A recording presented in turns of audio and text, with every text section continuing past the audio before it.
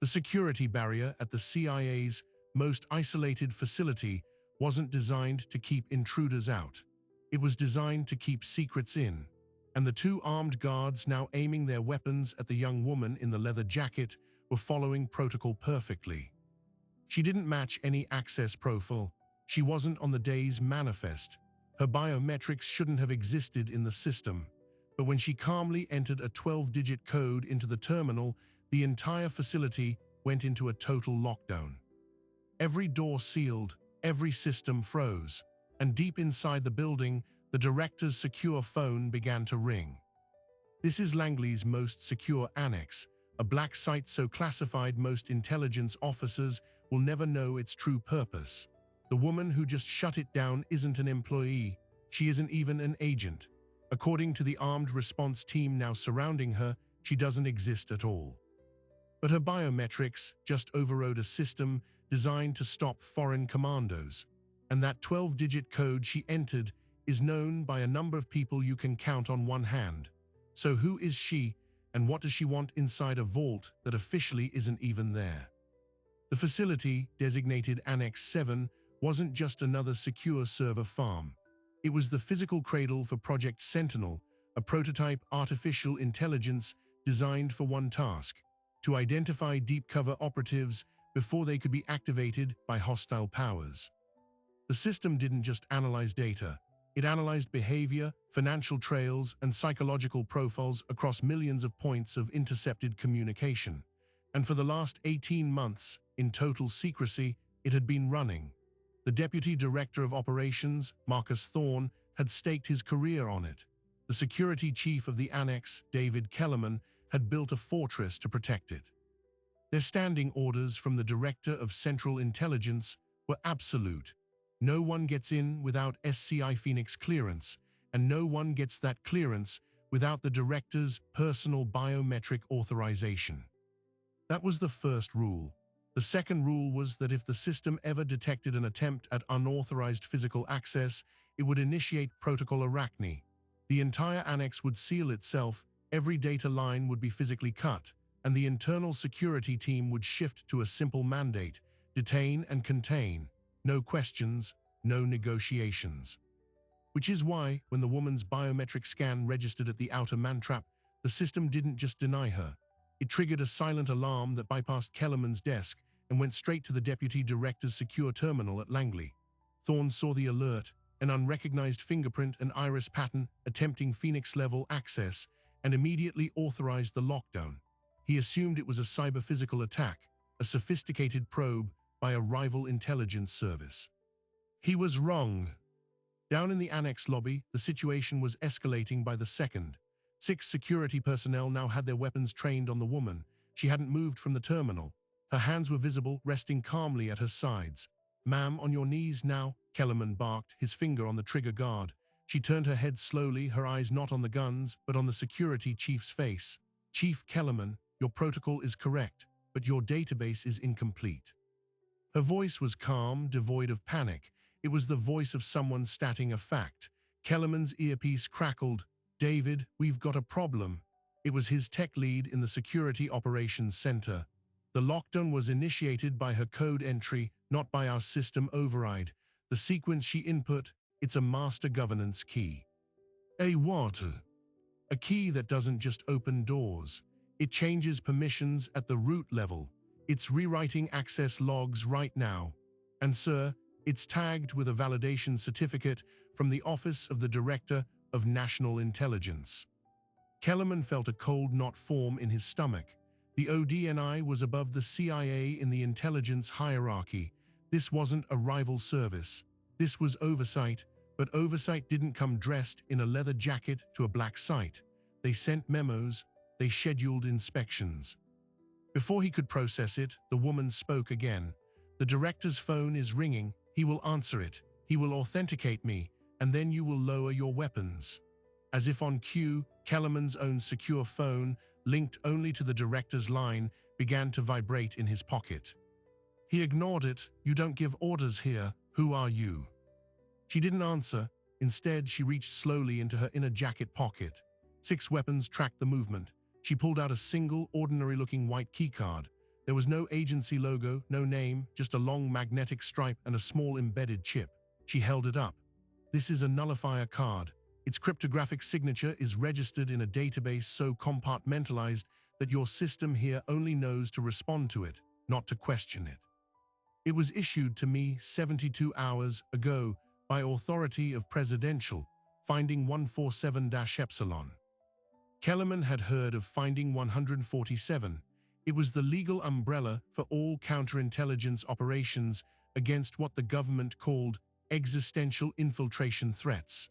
It granted extraordinary authorities, but he'd never heard of an Epsilon appendage. His phone stopped vibrating. A second later, all the weapons in the room emitted a synchronized, soft chime. A safety lock engaged. On every rifle, a small LED near the trigger switched from green to a steady, unmoving red. They had been remotely disabled by the Annex's own security AI, acting on a new command protocol. The woman lowered the card. "Now," she said, her tone shifting from informational to directive. "We have approximately 4 minutes before Deputy Director Thorne overrides the director's authentication from Langley and sends an external tactical team here with shoot-on-sight orders. I need to see the primary Sentinel core, and you need to tell me everything about the anomaly it detected 3 days ago, the one you didn't report." Kellerman's blood ran cold. The anomaly, how could she know about that? It was a ghost in the machine, a single, inconsistent probability spike that the Sentinel AI had generated and then immediately self-censored, sealing the data behind an internal encryption wall they couldn't crack. They'd classified it as a system glitch. He'd made the decision not to file a formal report to avoid jeopardizing the entire project ahead of its evaluation. He looked at his team, their weapons useless. He looked at the woman who knew things she absolutely should not know, and he realized this wasn't an inspection, this was an intervention. "What is the anomaly?" he asked, his voice tight. "That's what I'm here to determine," she replied. "But Sentinel thinks it has identified a deep cover operative, one with access levels so high the system is questioning its own conclusion, one whose profile is a 99.8% match to a person of extreme interest, a person who, according to every official record, died in a training accident at the farm 8 years ago." She took a step forward, and the security team, unnerved, parted for her. "The operative's projected code name is Nightingale, and if Sentinel is correct, Nightingale isn't embedded with a foreign government." She met Kellerman's eyes, and for the first time, he saw a flicker of something urgent beneath her calm. "Nightingale is embedded here, inside this agency, and has been for a very, very long time." Kellerman stood frozen, the implications detonated in his mind. A mole, at the highest level, one their billion-dollar AI had found and then tried to hide. His phone buzzed again, insistent. It was Thorne. The external team was mobilizing. The woman was already walking toward the inner blast door, the nullifier card in her hand. "The choice is yours, Chief. You can follow protocol, wait for Thorne's team, and let the cover-up begin.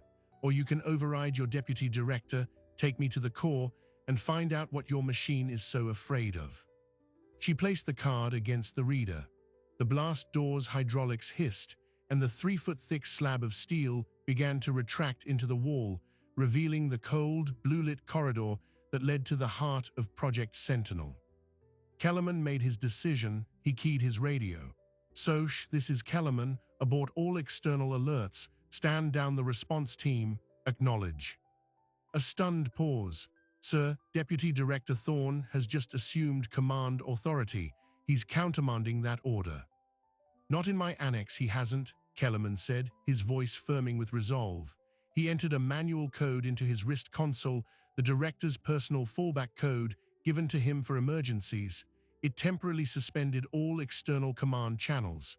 "I have control. Stand down and open a direct line to the Sentinel core. We are coming in." He looked at the woman, who gave a slight, approving nod. Together, they moved into the corridor, the heavy door sealing behind them, locking them in with the AI and its terrible secret. But what Kellerman didn't know, what the woman hadn't told him, was that the nullifier card had a second function. It wasn't just a key, it was a kill switch. And the moment she accessed Sentinel's core, it would give her 60 minutes to find the truth. After that, whether she succeeded or failed, the card would send a command that would reduce the entire AI, every server, every line of code, every byte of data, to permanently encrypted, unrecoverable dust. She wasn't just there to investigate, she was there to erase. The corridor to the Sentinel core was a 50-yard descent into a chamber kept at a constant 55 degrees. The air hummed with the sound of cooling systems and quantum processors. At the center of the room stood the core itself, a cylindrical tower of black servers threaded with pulsating blue fiber optic lines. "This is it," Kellerman said, his voice echoing slightly. "The brain of Sentinel. It processes over 2.3 petabytes of intercepted data every hour." The woman, who had yet to give her name, walked directly to the primary interface terminal, a sleek console with no keyboard, only a biometric palm reader and a holographic display. She placed her hand on the reader. The system chimed, and a voice, genderless and calm, filled the chamber. "Access granted. Welcome, Validator 7. Kellerman stared. "Validator 7, that clearance tier doesn't exist in our registry." "It exists in a registry that oversees yours," she replied, her eyes fixed on the hologram now blooming to life before them. It showed a complex web of connections, a neural map of the AI's thought processes. "Show me anomaly log designator Sigma 79er. Decryption authority, Validator 7, passcode Foxtrot Lima 79er Zulu." The hologram shifted. A single, pulsing red node appeared, isolated from the main web, wrapped in layer upon layer of encryption. "Anomaly Sigma 79er," the AI voice stated, "detected 72 hours, 14 minutes ago, self-quarantined at detection plus 3 seconds. Associated confidence interval, 99.8%. Threat categorization, existential." "Display the anomaly's source trigger," the woman commanded. A video file resolved on the hologram. It was security footage from inside the annex itself. The timestamp showed 3 days prior, 2:17 a.m. The footage showed a lone figure, face obscured by a hooded jacket, accessing a terminal in a secondary server room, a room that was supposed to be inaccessible during offline maintenance. The figure inserted a device into the terminal's USB port. The feed glitched for exactly 2 seconds. When it cleared, the figure was removing the device and walking away. The entire breach had taken 19 seconds. "That's impossible," Kellerman breathed. "That room was on a closed circuit. No access was logged, no alarms triggered." "They didn't trigger because they were temporarily disabled," the woman said, "by a root-level command that originated from within Sentinel's own administrative protocols." She zoomed in on the frozen image of the figure's hand on the terminal. On the wrist, barely visible under the sleeve, was a watch. A very specific, titanium-cased watch issued to senior CIA field operatives after 2010. The device they planted was a data siphon. It wasn't stealing information. It was injecting it. She turned to Kellerman. "Your AI didn't just find a mole. It found a mole who was reprogramming it. The anomaly was Sentinel detecting Nightingale. It was Sentinel detecting the foreign code it had been forced to ingest, and realizing that code contained a hidden profile, a profile of the very person who inserted it." The hologram changed again, now displaying a personnel file, but it was like looking at a photograph through shattered glass. Key details were missing, replaced by error code. The name field read, "Redacted Security Tier EXCDD." The photo was a blurred silhouette, but the service history was a list of blacked-out operations, and the last entry made Kellerman's breath catch. "Status terminated. Date, November 3, 2015. Cause, training accident, simulated urban warfare exercise, the farm." "Alexandra Vance," Kellerman whispered. "You knew her." Everyone knew of her. She was a legend in the clandestine service, top of her class at the farm, fluent in 4 languages. She was being groomed for the Directorate of Operations. Then, during a live-fire exercise, there was a malfunction with a smoke grenade. It was a phosphorus-based model. It ignited her gear. They said she didn't survive the medevac flight. He shook his head. "But that was 8 years ago. You're saying she's alive, that she's Nightingale." The biometric data from the anomaly suggests a 99.8% match to Alexandra Vance's pre-accident records, the AI intoned. Facial reconstruction from the obscured footage confirms a 94% probability match. But why? Kellerman asked, his mind reeling. Why would one of our best turn, and how could she hide for 8 years inside the agency? The woman manipulated the hologram, pulling up a global map. Red dots began to appear. Because she didn't just hide, she was hidden by a network. The dots clustered in major capitals, London, Berlin, Moscow, Beijing. Over the past 8 years, 7 deep-cover NATO assets in these cities were compromised. They didn't just disappear, they were turned. They became double agents, feeding false intelligence back to us for years. The common thread in each compromise was a piece of intelligence that had passed through Alexandra Vance's hands in the months before her death. She zoomed in on the map. Sentinel was designed to find patterns humans miss. It found this one. When it cross-referenced the compromised assets with Vance's old case files, it found a cryptographic signature, a digital watermark embedded in the files she handled. That watermark was the trigger for the compromises. She wasn't just a mole. She was a sleeper agent activated after her supposed death, and her purpose was to build a network of turned agents right under our noses. Kellerman leaned against the console, the weight of the betrayal crushing, and the AI tried to hide this because part of the code injected 3 days ago was a failsafe. It commanded Sentinel to classify any discovery of the Nightingale network as a system error and to bury it. The person who planted that code wasn't just covering their tracks. They were weaponizing our own billion-dollar defense system to protect their life's work. Suddenly, the chamber lights flickered. A new, urgent voice came over the internal comms. "Chief, we have a problem. Deputy Director Thorne has physically arrived at the outer gate with a full tactical team from the Special Activities Division. He's demanding immediate entry. He's citing a national security emergency and claims you've been compromised." Kellerman's eyes met the woman. "He's here. He wouldn't come himself unless he's part of it," she finished. "Or unless he genuinely thinks you've gone rogue. Either way, he can't find us in this room." She looked at the hologram, at the shattered file of Alexandra Vance. "We need the unredacted file, the original before Sentinel was corrupted. There has to be a backup." "There is," Kellerman said, a memory surfacing. "A cold storage backup. It's a disconnected server array in a sub-basement. It takes a physical key and 2 biometrics to access. Mine and the deputy director." The woman didn't hesitate. "Then we go. Now, how much time?" Kellerman checked his watch. "Thorne will bypass the outer gate in under 5 minutes. It's a 3-minute walk to the sub-basement access." "Move!" He ran from the core chamber, the heavy door sealing behind them. As they hurried down a service stairwell, the woman spoke rapidly. "My name is Ilara Voss. I work for the Office of the Inspector General of the Intelligence Community. My authority comes from a special task force created after the 7th asset was compromised. We've been tracking the Nightingale network for 2 years. We got close 6 months ago, and then our lead investigator was killed in a car accident that wasn't an accident.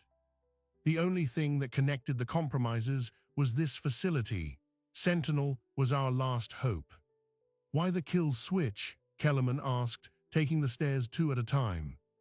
"Because if we can't extract the clean data in the next 53 minutes, we have to assume Sentinel has been fully compromised. The AI itself becomes a national security threat.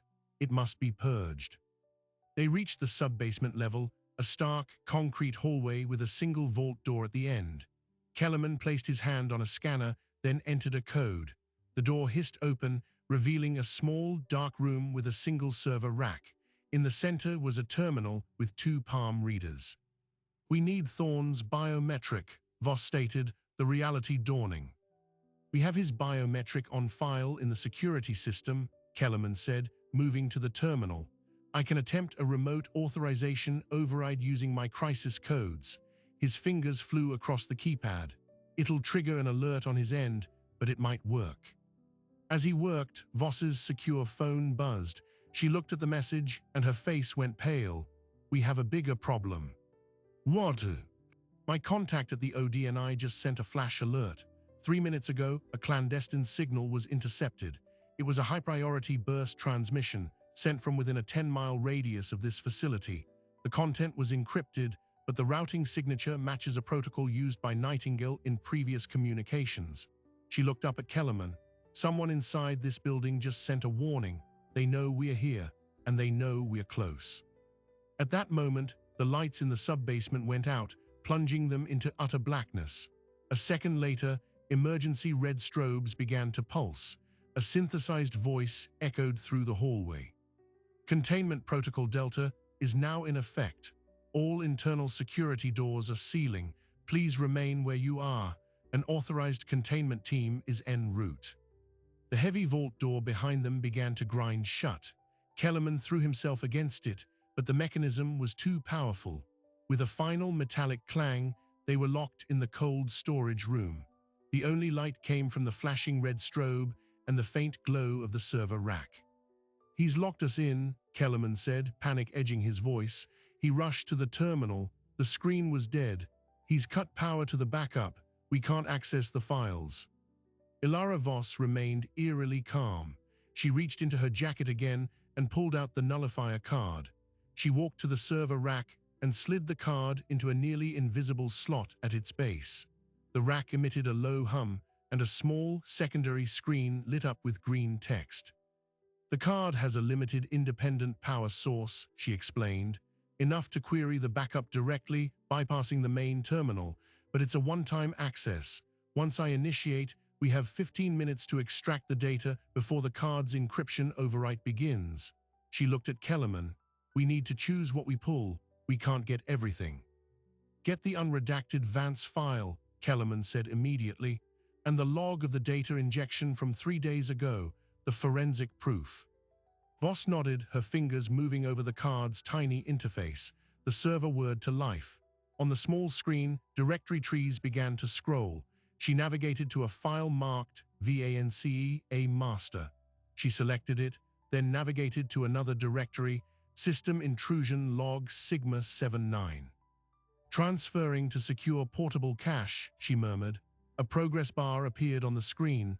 5%. It was moving painfully slowly. From beyond the vault door, they could now hear sounds, boots on concrete, muffled voices. A team was assembling outside. "How long on that door?" Voss asked, her eyes not leaving the progress bar. "It's rated for 30 minutes against forced entry," Kellerman said, listening. "But if they have the emergency override codes, less." The progress bar hit 20%. The voices outside grew clearer. Then, a new voice cut through the noise, amplified by a bullhorn.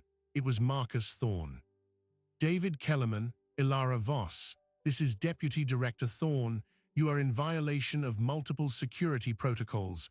Open this door and surrender the classified material in your possession. This is your only warning." Voss didn't flinch. The bar crawled to 35%. "He's stalling," Kellerman said. "If he had the override, he'd use it. He needs us to open the door to avoid damaging the servers." "Then we wait," Voss said. "We wait for the transfer." "And what's the plan when it finishes?" Kellerman asked, the reality of their situation closing in. "We are trapped in a vault, surrounded by armed men, with the deputy director of the CIA on the other side, who may be part of the biggest betrayal in the agency's history." Voss finally looked at him, the red strobe light flashing across her determined face. "The plan, Chief Kellerman, is to use the one thing he doesn't have."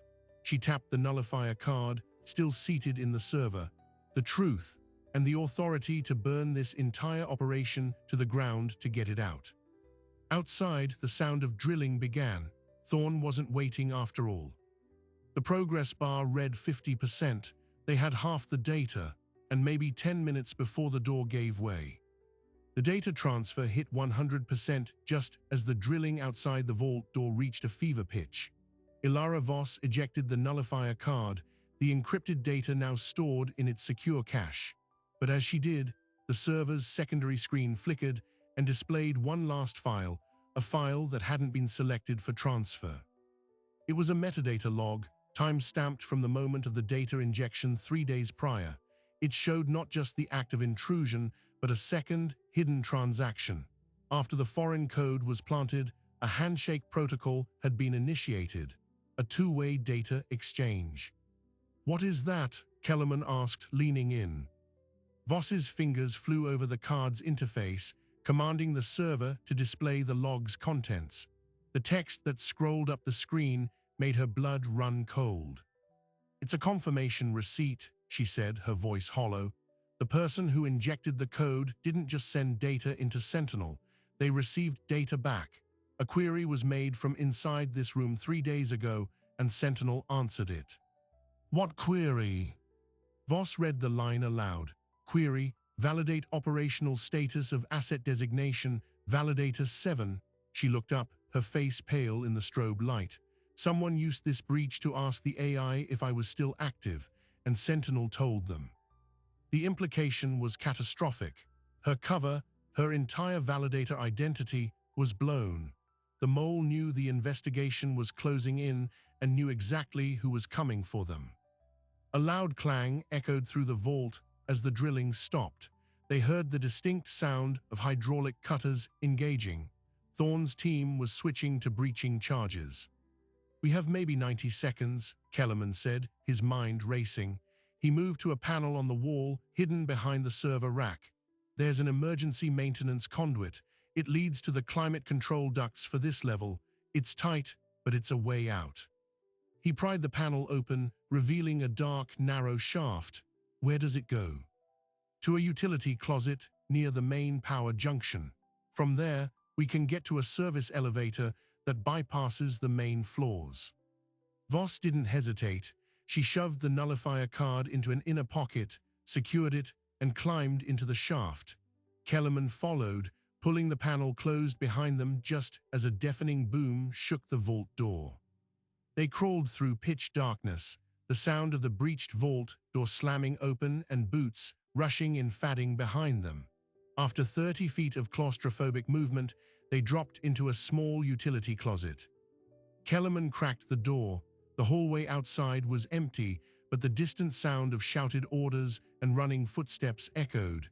"The service elevator is 50 feet to the left. Come on." They moved quickly, staying low.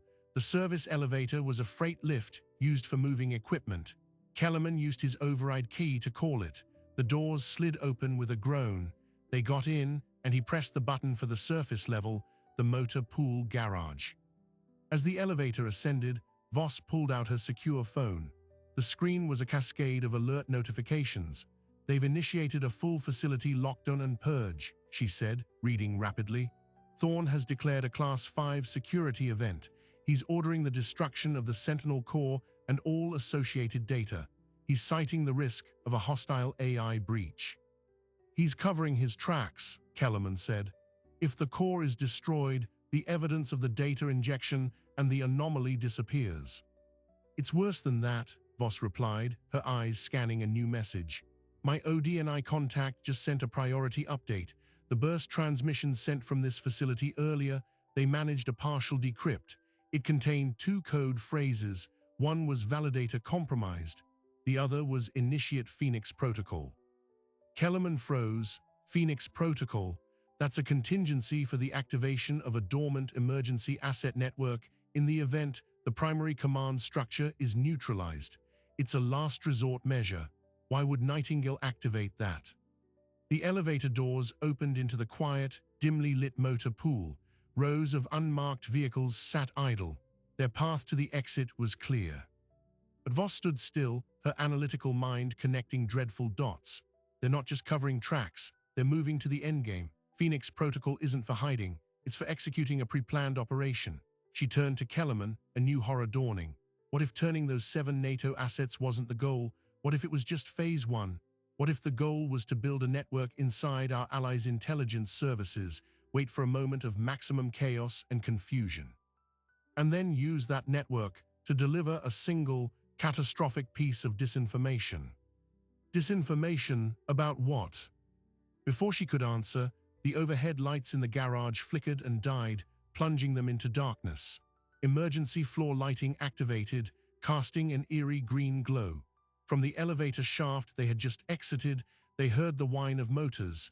The elevator was being recalled downward, remotely. Then, from the shadows between the vehicles, a figure stepped into the green light. It was Marcus Thorne. He wasn't in tactical gear. He wore his standard agency suit. He held no weapon. Behind him stood two of his Special Activities Division operators, their rifles held at a low ready position. "Chief Kellerman, Ms. Voss," Thorne said, his voice calm, almost weary. "You've caused a considerable amount of trouble." Kellerman stepped in front of Voss. "Sir, you need to stand down. We have evidence of a major security breach. The Sentinel AI was compromised." "I know it was compromised, David," Thorne replied. "I'm the one who ordered the lockdown. I'm trying to contain it." He took a step forward. "Now, hand over the data cache you stole from the cold storage. We can still fix this." "The data shows that Alexandra Vance is alive and is Nightingale," Voss stated, her hand moving slowly toward her inner pocket. "It shows she corrupted Sentinel to hide her network, the network you've been trying to protect by destroying the evidence." Thorne's expression didn't change. "You're half right, Ms. Voss. Alexandra Vance is Nightingale. She is alive, and she did build a network, but you have the motivation completely backward." He sighed, a man burdened by an impossible truth. Vance wasn't turned. She never betrayed the United States. 8 years ago, she uncovered a plot so deep, so insidious, that the only way to combat it was to make everyone, including us, believe she was dead and had turned traitor. The words hung in the stagnant garage air. Kellerman stared, uncomprehending. "What?" "The plot wasn't external, David. It was internal. A faction within the intelligence community, a cabal of senior officials across multiple agencies, had decided that the democratic process was too slow, too vulnerable. They believed they could manage global stability better from the shadows.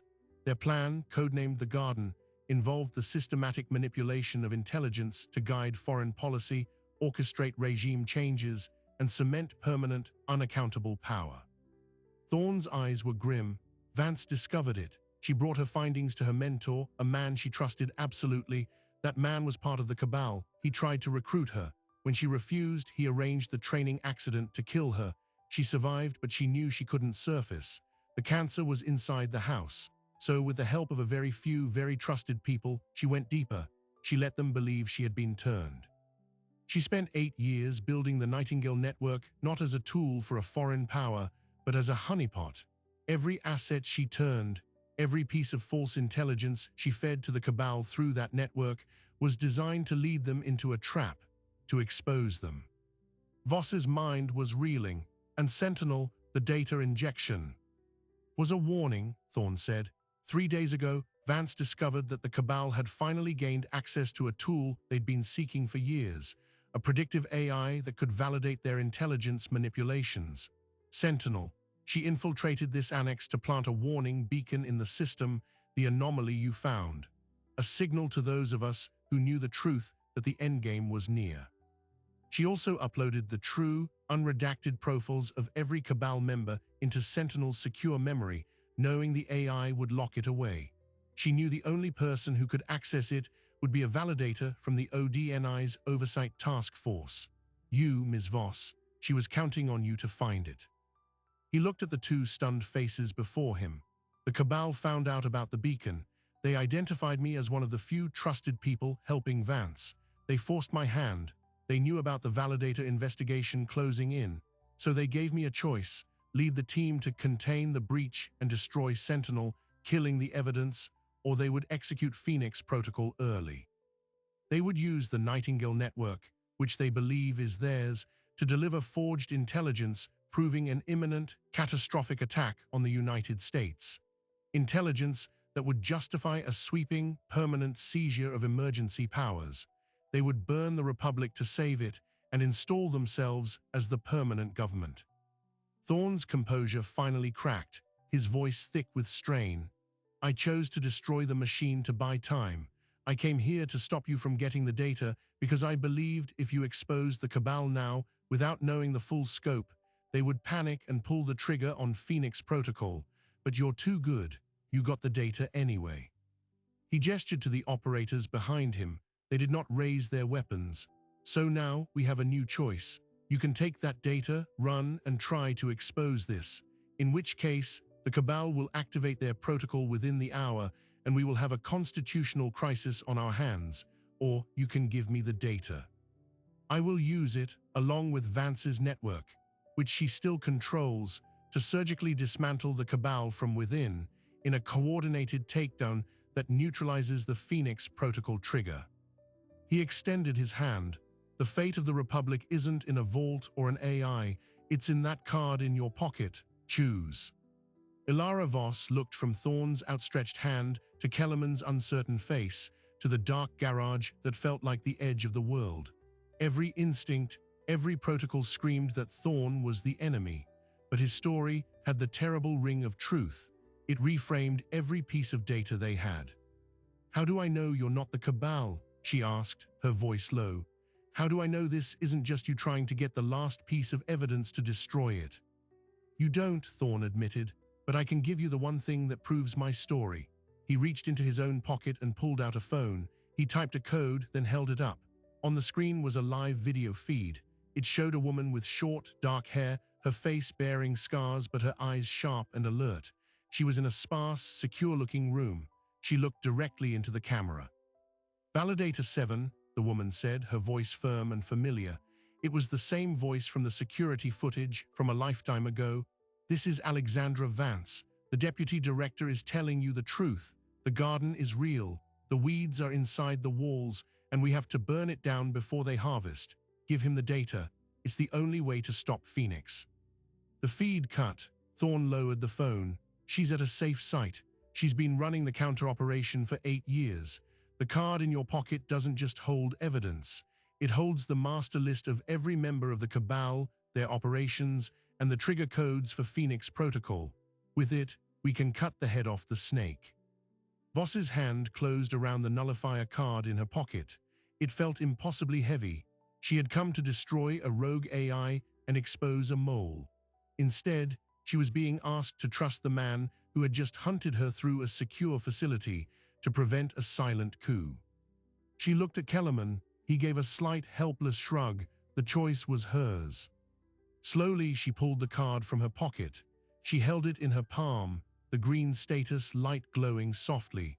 The data of a conspiracy that could end the American experiment was inches from the hand of a man who might be its architect or its only chance of salvation. She made her decision.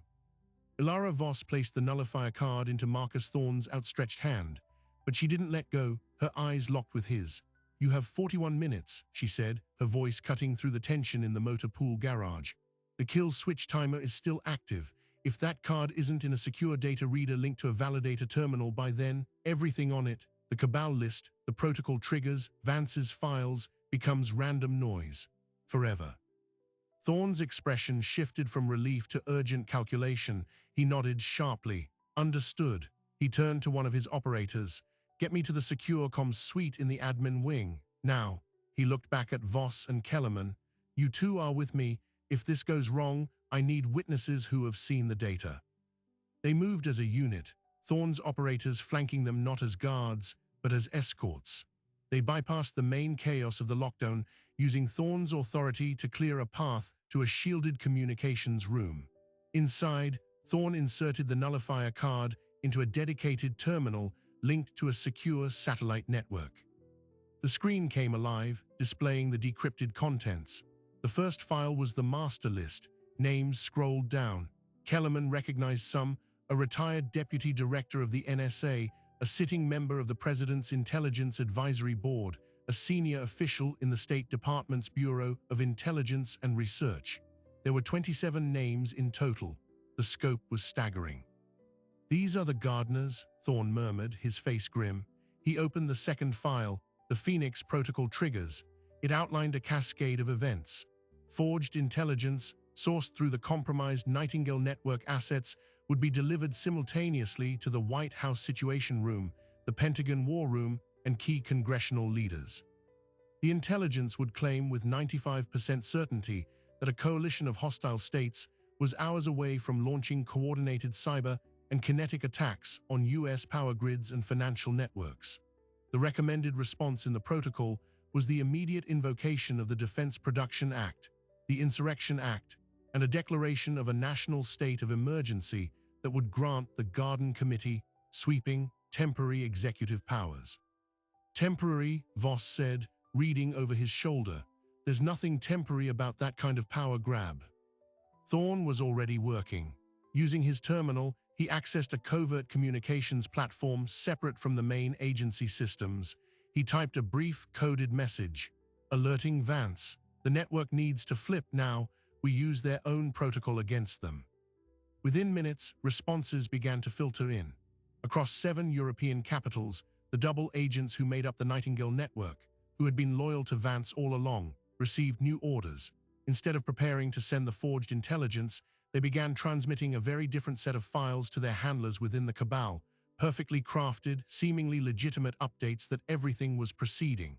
But embedded within those files were tracking beacons and forensic signatures. We are feeding them false confirmation, Thorne explained, his fingers flying across the keyboard.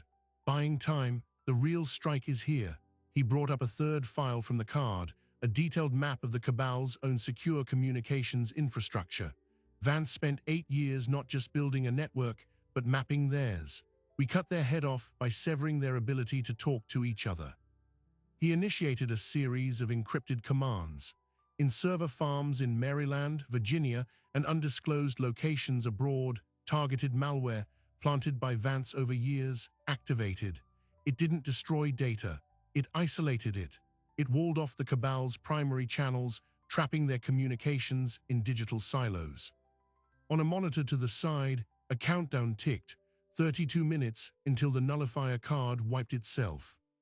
Now comes the hard part, Thorne said. He opened a direct, secure video line. The screen resolved into the image of a man in his late 60s with a stern, patrician face. He was in a wood-paneled study.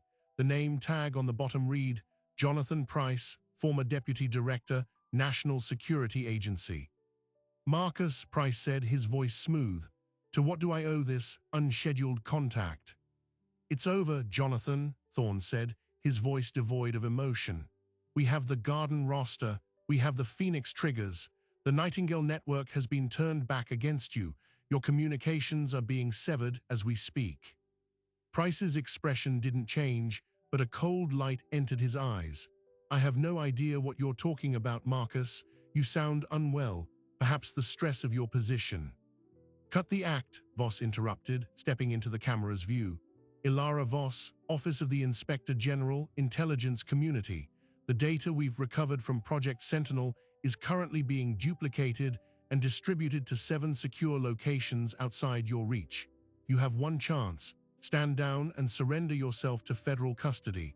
The offer expires in 10 seconds. Price stared at her, and for the first time, his mask of calm fractured into pure, venomous contempt. He didn't speak to her. He looked back at Thorne. You sentimental fool. You had the solution in your hands. Destroy the machine, kill the investigators, and we could have finally brought order. Instead, you've doomed the Republic to weakness and chaos. He leaned forward. You think you've won? The protocol has more than one trigger. He reached off-screen. Thorne's eyes widened. He's going for a dead man's switch, a manual override. The screen went black. An alarm blared through the Annex's PA system, different from the lockdown siren. Warning, unauthorized global alert transmission detected. Source, external. Priority, Alpha. He's activated it from outside the system, Kellerman said, horror dawning. A physical trigger. Thorne was already on another line, barking orders. All stations, this is Thorne. The Phoenix Protocol has been manually initiated. Intercept and countermand all emergency traffic on presidential and military channels. Now. But it was too late for a complete block. In the White House Situation Room, a top-secret fax machine, a legacy system reserved for catastrophic alerts, began to whir. In the Pentagon, a secure printer in the Joint Chiefs briefing room started producing pages. The forged intelligence, the product of 8 years of patient deception, was being delivered through the Cabal's last, unconnected pipeline. We have minutes before someone sees that and believes it, Voss said. Then we use the truth faster, Thorne replied. He switched feeds, now connecting to the office of the current Director of National Intelligence, a woman named Elizabeth Shaw who was not on the Cabal list. Her face appeared, alert and concerned. Marcus, what the hell is happening? We're getting bizarre breach alerts from your annex, and now emergency traffic is lighting up. Madam Director, listen carefully, Thorne said, speaking with rapid precision. You are about to receive fabricated intelligence warning of an imminent catastrophic attack. It is a fraud, part of a coup attempt by a cabal within our community. I am transmitting to you now, via Validator 7's secure channel, the full evidence, the perpetrator list, their methods, and the proof of the fraud. You must intercept the false alert and brief the president immediately. The stability of the government is at stake. As he spoke, Voss used her authority to push the entire data payload from the nullifier card directly to the director's terminal. The clock on the kill switch read 19 minutes. They watched as Director Shaw's aides scrambled behind her. She scanned the data, her face growing paler with each passing second. She looked up, her eyes hard. I believe you, Marcus. Stand by, we're killing the fraudulent traffic. The next 10 minutes were a blur of tense silence, punctuated by status updates. The fraudulent alerts were caught at multiple points, flagged, and sequestered. The director and a handful of trusted officials began a frantic round of calls to the White House, the Pentagon, and the Hill to preempt the panic. Finally, Director Shaw reappeared on their screen. The immediate threat is contained. The president has been briefed. The Attorney General is assembling a team. But Marcus, Jonathan Price is gone. His security detail found his study empty. He and at least 3 others on this list have vanished. Thorne sagged in his chair. They'll go to ground. They have resources, safe houses we don't know about. Then we find them, Voss said, her voice firm. The data has their patterns, their financial trails, their contacts. The manhunt starts now. The kill switch countdown hit 0. The terminal emitted a soft, final chime. The nullifier card's light went out permanently, but the data was already out, replicated, and secured in multiple government systems beyond the cabal's reach. 3 days later, the quiet, coordinated takedown began. Based on the evidence Voss and Kellerman had extracted, federal agents moved simultaneously on residences, offices, and clubs across the country. 14 of the 27 named individuals were apprehended within 24 hours. The news cycle was carefully managed, speaking only of a significant corruption and misconduct investigation within the intelligence community. Project Sentinel was formally shut down and dismantled. The AI's code was scoured and the corrupted segments were removed. The physical servers were destroyed. In a secure debriefing room at Langley, Ilara Voss and David Kellerman gave their final testimony to a joint committee from the Senate and House Intelligence Committees. When they finished, the room was silent for a long moment. Chief Kellerman, the senior senator, finally said, "Your actions violated numerous security protocols. You disobeyed direct orders from a superior during a crisis. How do you justify that?" Kellerman took a breath. "Sir, I was presented with a superior order from a validated oversight authority and evidence of a conspiracy that threatened the Constitution. I chose to follow the spirit of my oath, not just the letter of my protocol. I'll accept the consequences." The senator nodded, then turned to Voss.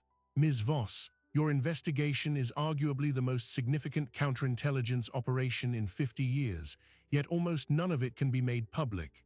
The existence of Alexandra Vance, the Nightingale Network, the Garden Cabal, all of it remains classified at the highest level.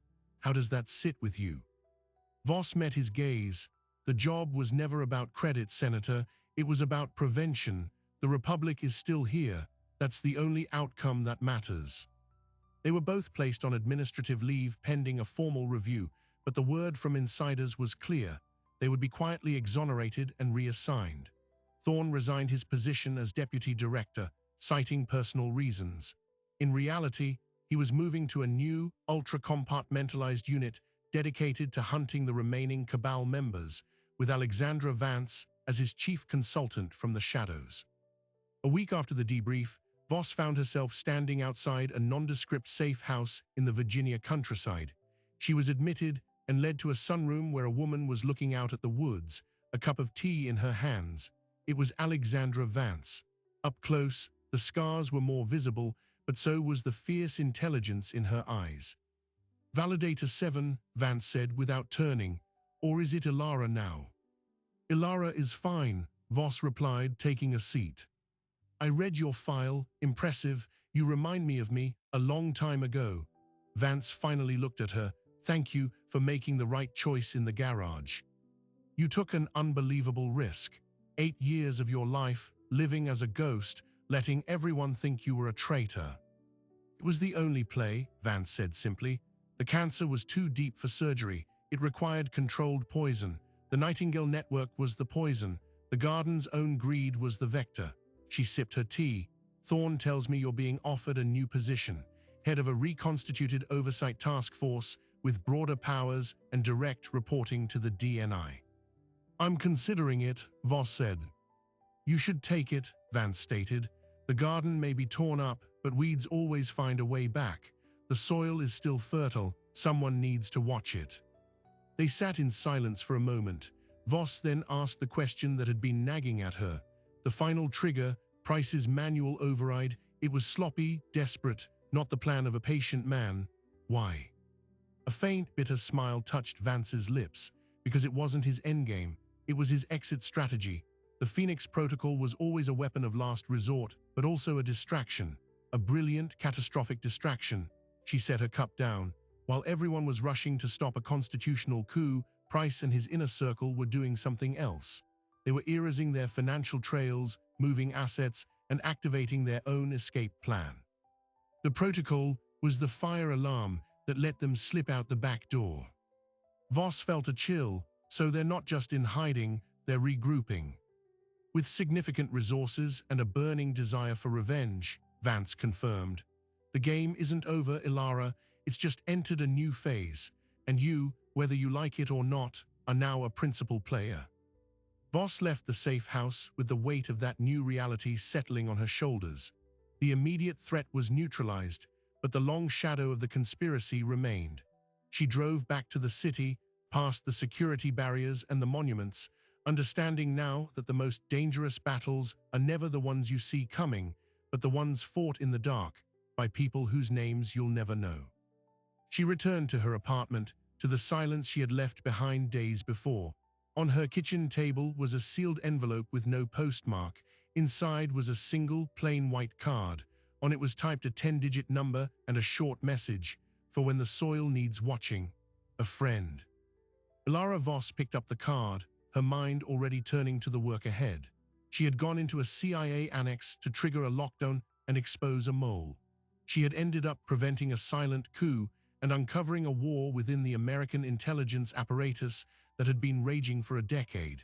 The woman who didn't exist had saved the Republic from shadows that claimed to be its protectors. And as she memorized the number on the card before burning it, she knew one thing for certain. The next time an alarm sounded in a secret place, she would be ready. The work of a validator is never done.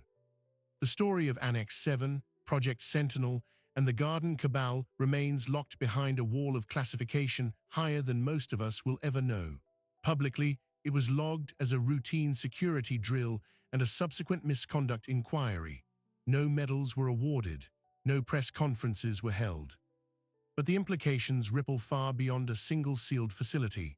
What happened there is a microcosm of the eternal, hidden war within the machinery of state itself, a war between those who believe power must have oversight and those who believe oversight is a weakness to be managed. It's a conflict fought not with missiles, but with data packets, not in trenches, but in server farms and secure briefing rooms. Ilara Voss accepted the new position. Her task force now operates with a unique mandate, to audit the auditors, to watch the watchmen, using the very tools and authorities she risked everything to obtain. David Kellerman was reassigned to a new security division focused on protecting the integrity of analytical AI systems from insider manipulation. Their careers and their lives were permanently altered in those few tense hours. Marcus Thorne and Alexandra Vance continue their work from the shadows, hunting the remnants of the garden. Their war is one of patient, quiet attrition, a game of digital chess against opponents who are wealthy, connected, and utterly convinced of their own righteousness. For the rest of us, the lesson is unsettlingly clear. The greatest threats to free society are rarely the monsters at the gate. They are the elegant, well-intentioned ideas born in quiet rooms, the belief that the rules are too slow, that the people cannot be trusted, that the ends justify any means. The conspiracy wasn't led by cartoonish villains. It was led by patriots who had simply lost faith in the very system they swore to protect. This story, like so many of its kind, will never be taught in a history class. It exists in the whispered debriefs, the sealed archives, and the memories of a handful of people who stood at the crossroads and chose the harder right over the easier wrong. It's a reminder that vigilance is not the job of a few heroes in the dark. It is the collective responsibility of a citizenry that must always question where the line is drawn between security and liberty. So the next time you hear about a glitch in a major system, an unexplained government resignation, or a news story that seems to vanish too quickly, remember the woman in the leather jacket, the security chief who disobeyed orders, and the AI that tried to warn us. The battle for truth is never over. It just moves to a new front, under a new code name, waiting for the next validator to answer the call. If you want to uncover more stories from the shadow world where history is really made, make sure to subscribe and turn on notifications. We're just getting started.